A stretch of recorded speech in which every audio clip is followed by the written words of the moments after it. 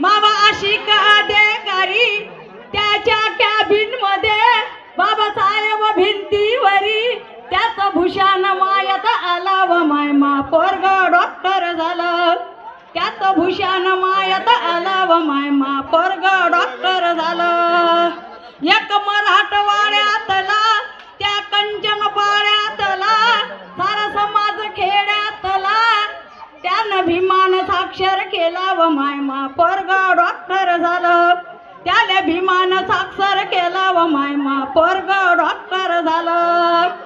बंधू प्रकाशाच्या घरी लाल शिजत होत्या तुरी आता तुपात तळते पुरी त्यात भूषण मायात आला व मायमा पोरग डॉक्टर झालं.